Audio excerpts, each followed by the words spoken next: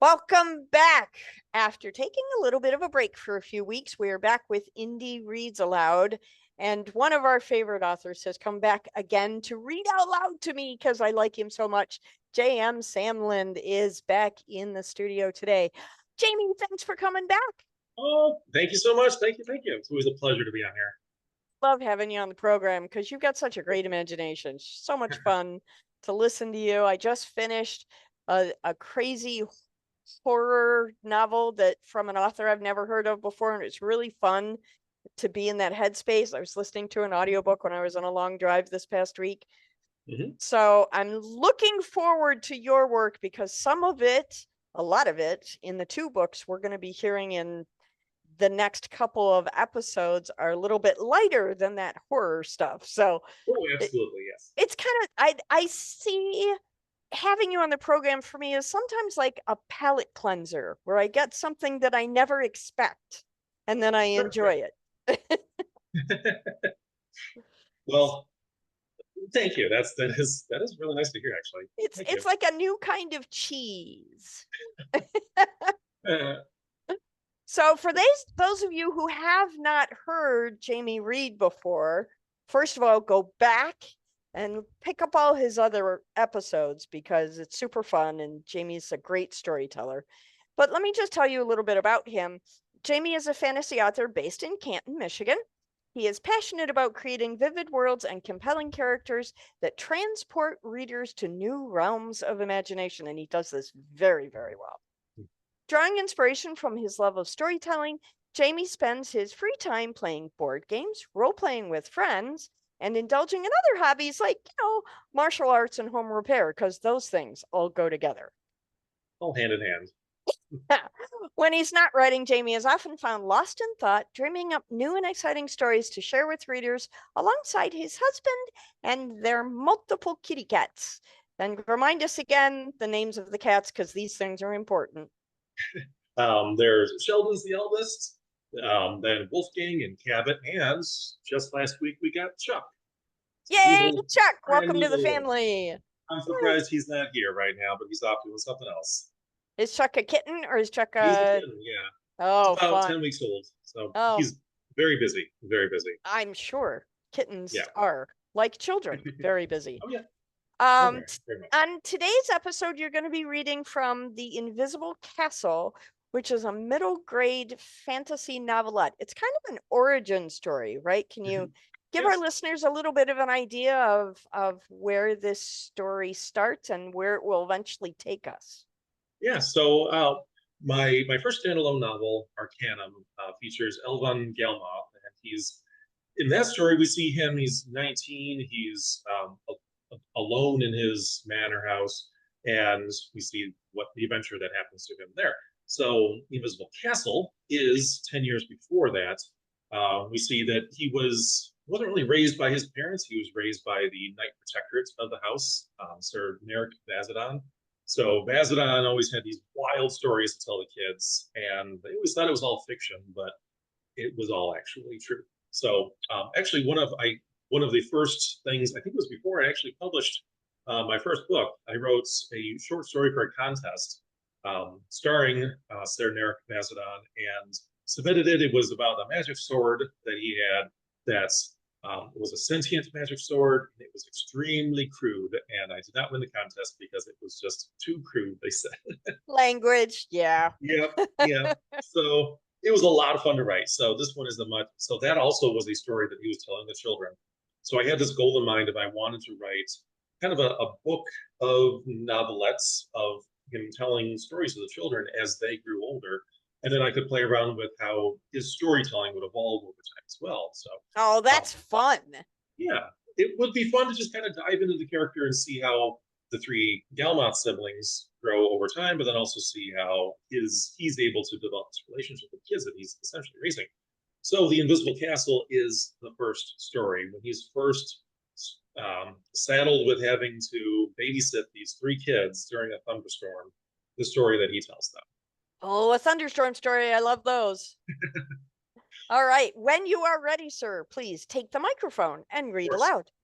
So I'll set the scene again here. Sir Nerik Vazadon, storied Knight of the Realm, is stuck babysitting the three Galmoth children. He decides to tell them a story from when he was their age, but the kids, of course, think it's all fantasy.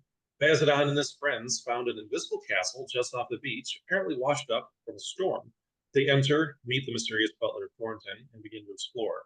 Each room of the castle is its own little world. The story is written from the perspective of Vazadon telling the story to the children. So it's a story within a story. It's very interview with a vampire-esque.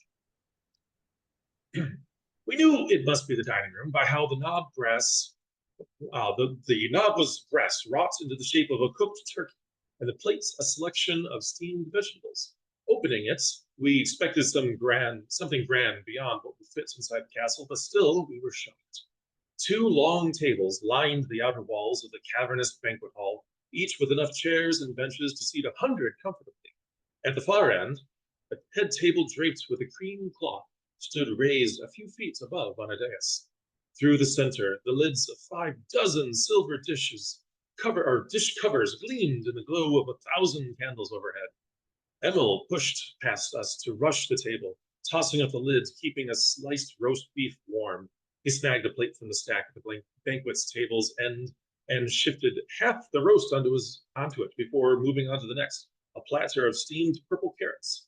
We filled our plates long before we saw a fraction of the food options. Emil and I sat at the nearest chairs, and Addie took the seats on the center seat in the dais. Starving as we were, we cleared our plates, barely savoring the rich flavors and textures children of a caravan rarely enjoy. We went for seconds, ladling from bowls of cold soup and pouring spiced cider from crystal carafes. By the time my plate was empty again, I could feel how my stomach distended, yet I was still starving. Emil went for a third plate. Wait, I called to him, and Addie rushed down from the dais. She pushed her brother's hands down from taking another forkful of sausage. Nerik, she said, call the butler. I do not know when calling Thornton became my sole duty, but I did as she asked, and the dining table on the far side of the food thumped. Thornton stood up from beside it, wearing a white apron and a matching oversized hat. Yes, Mistress Addie? He asked and rubbed at his head. Oh, what's it with this food? She asked him, and Thornton looked at each of us slowly before focusing back on her. Is there something wrong with it? Is it not to your liking? No, she said. It tastes wonderful, the best I remember ever eating. But why am I still hungry? So you may continue to eat, said Thornton. If the food fills you up, you could not enjoy all of it. We looked at him in horror. What cursed food would make your belly hurt for eating too much, yet leave you still wanting more? Is there more food in the castle? Addie asked, and Thornton's face twisted with confusion. No, but why would you need more than the delicacies here? We left the dining hall, Emil and I a bit sick to our stomachs. The food here will kill us, said Emil. We have to leave, I agreed with him. Yet there was so much to explore in the invisible castle. If we left now, what if we never found it again on the Rainbow Beach? I looked past him, down the hall, much like the one upstairs. I looked up at the ceiling and the intricately carved moldings where it met the wall, and imagined the ocean above us, or the conservatory with its ensnaring vines. What about we see 2 more rooms, I suggested. Then we can decide if we leave. Why wait? Emil asked. We know we will have to leave soon anyway, so why worry our parents another moment longer? Addie sighed and suggested Emil leave now. Sighed and, oh yes, I'm sorry. Nerik and I will go on without you. Go tell our parents or get the others you mentioned earlier. I hardly care. She wrapped her arm around my elbow, claiming me in her feud against her brother. I always disliked when she did that, grabbing me to use against him. Though, to be fair, Emil did it just as often. It mattered just, or I'm sorry, it really just mattered who I was standing nearer to when one of their fights started. I eventually got smart and stood equidistant to them.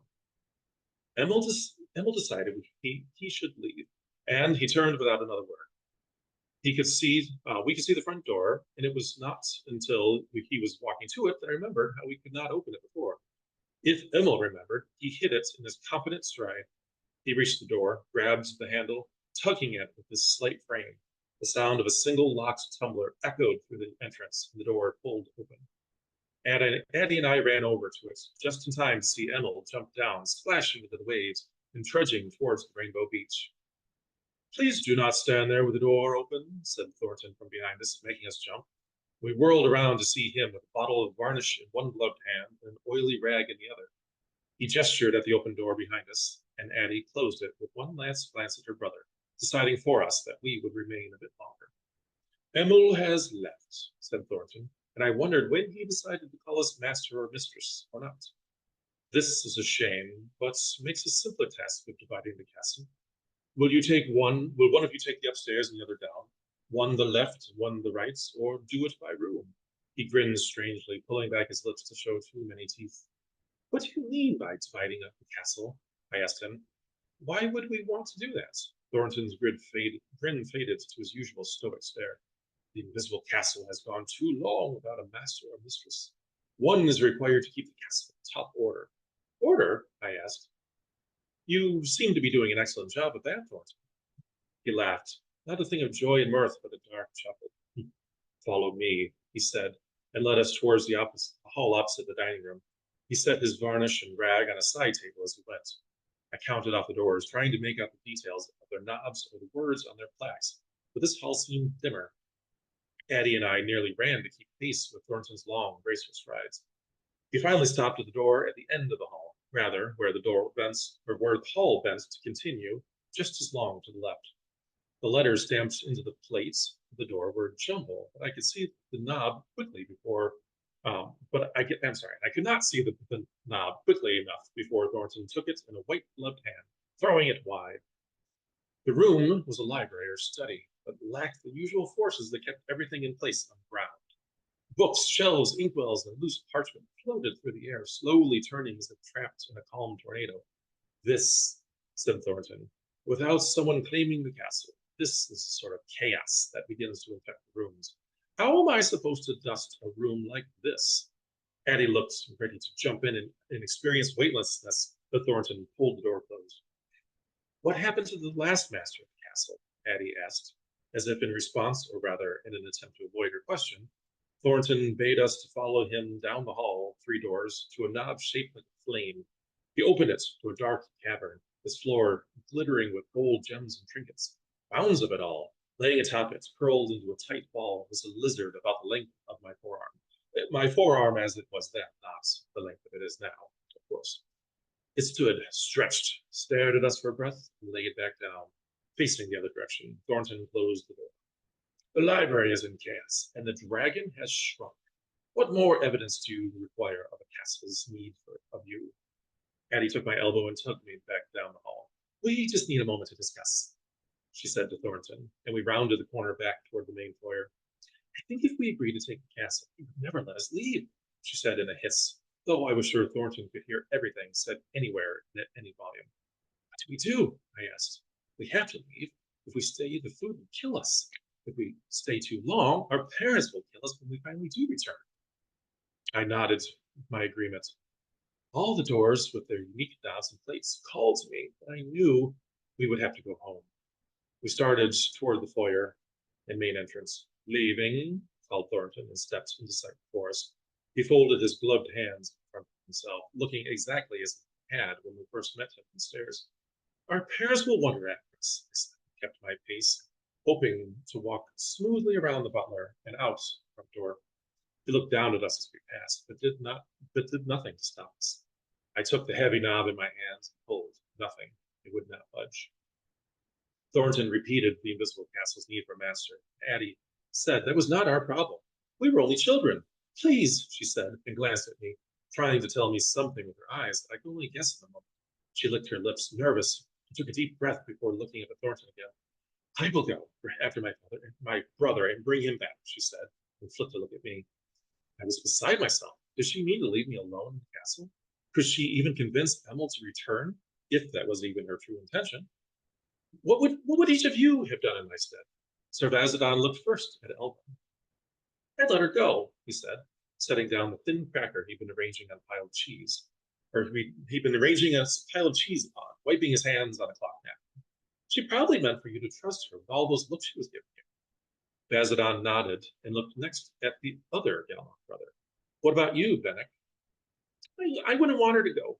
That would be like Effie and Duffy leaving me alone in the house by myself. Vazadon looked at Delphina last, who was brushing the crumbs from the table on Delphina. Easy. I'd either run past her when the door opened, or just stay. A place that big, there's gotta be something else to eat. If that was the only thing making you want to leave. Thornton seemed to imply the master or mistress of the castle would not, uh, could not leave it. You would be fine never seeing your brothers or parents again. Delphina leaned forward to look at her two brothers beside her and shrugged. Sure, this sounds like a once-in-a-lifetime opportunity. And there's a dragon. Fascinating, said Vazadon, brushing a palm down his beard.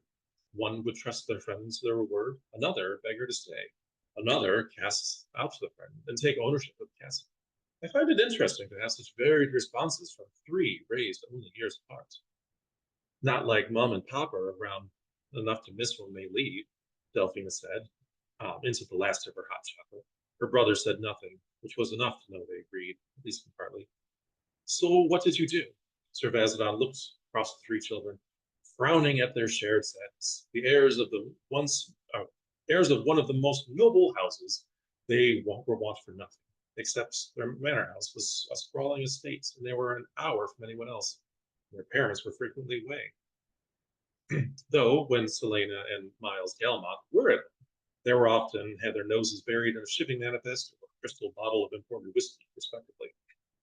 Vazadon hid his empathetic frown behind a smile and gestured to Elvon. Indeed, I had a choice, but I did what was closest to yours, young master. It broke me to see her go, but Addie said she would bring back Emma. I knew she meant to do something. She would bring our parents or someone from the caravan eager to take the role of master of the Elizabeth Castle. Surely, if someone else had the role, Thornton would let us leave and go about our day.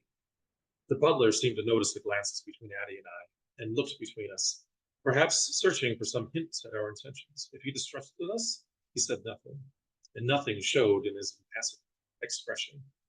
3 would be better than 2, said Thornton, and the locked tumbler boomed again. Addie turned to the door, gave me one last glance, and pulled it open.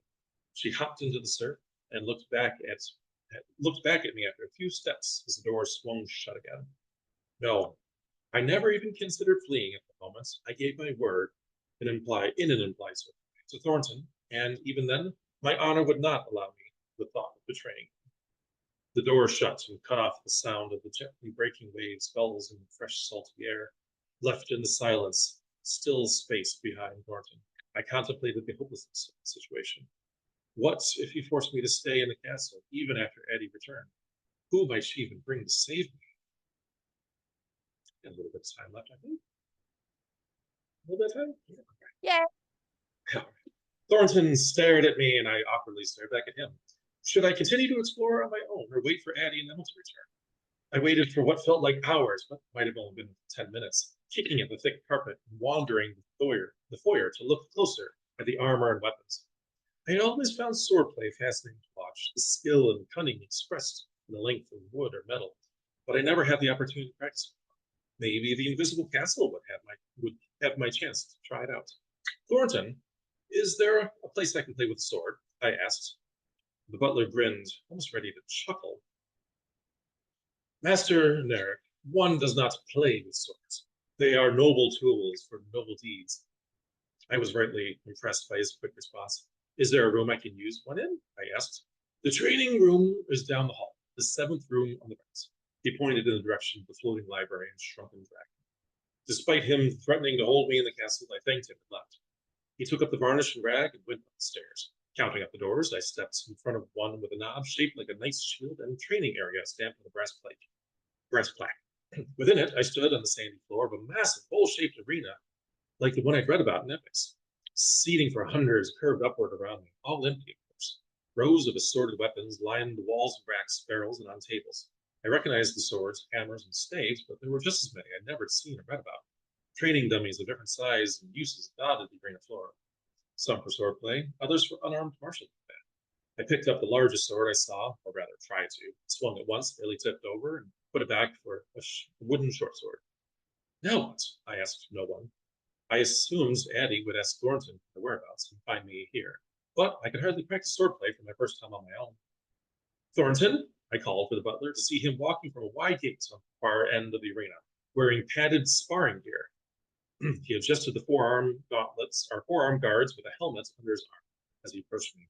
He pulled a sword matching the one in my hands from his belt loop and pushed the helmet in place. Your first sword lesson was from a magic butler in a magic castle?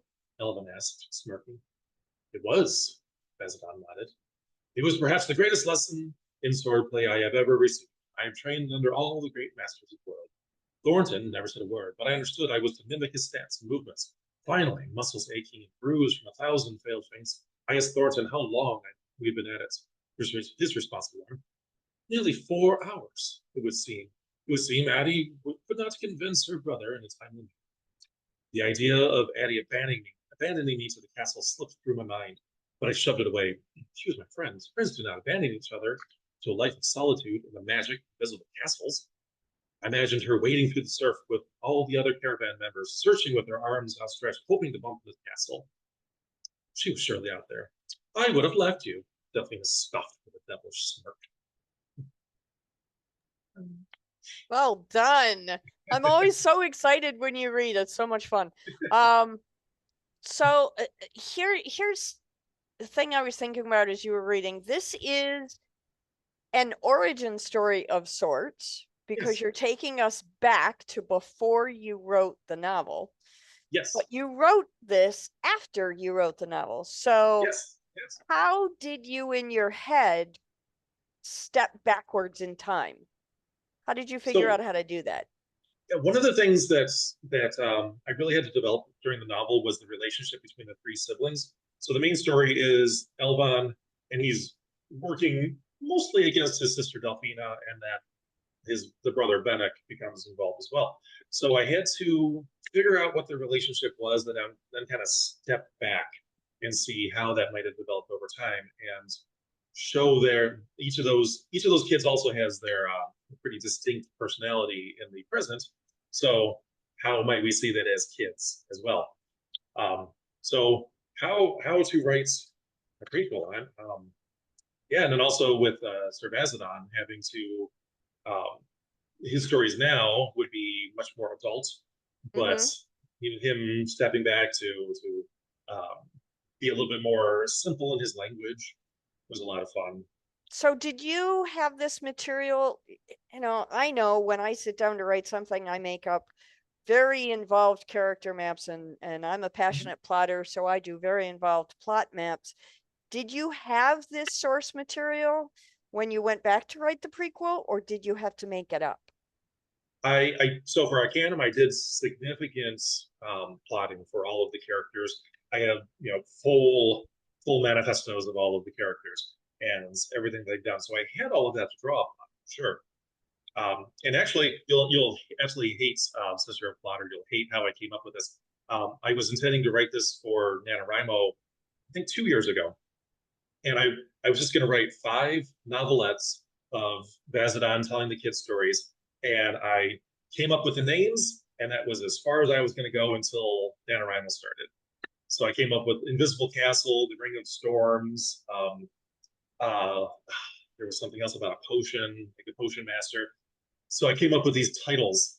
And then you just let them simmer until November 1st happened? It was like the second half of October that I came up with the names, and I had a list of like 10, and I gave them to my friends, and I said, vote on your favorite 6, and decided which ones to do. So I got fantastic. through this one, and then I think maybe about 3/4 of the way through another 2, and then kind of fizzled apart. But this was the only one I got finished. That sense of delayed gratification would make me a little crazy, though. So, right. Well, I'm so glad that you came on the program again. I know you're coming back for 2 more episodes coming up here really quickly, and I'm super excited about that. Thank you again for coming, and just keep writing because we're enjoying your work. If I could really quick, so this Visible Castle is free on my mailing list, but also Timothy Anderson, who did the audiobook for Arcanum, also did the audiobook for this. So fantastic. And it's free. It's free on your website. The audiobook is not free, but you can get the story. Yeah, that's very, very fun. So anybody who wants to learn about that, go into the show notes and you can find Jamie's website in the show notes for this program. Again, Jamie, thank you so much. I'm looking forward to having you back. Thank you so much. Thank you.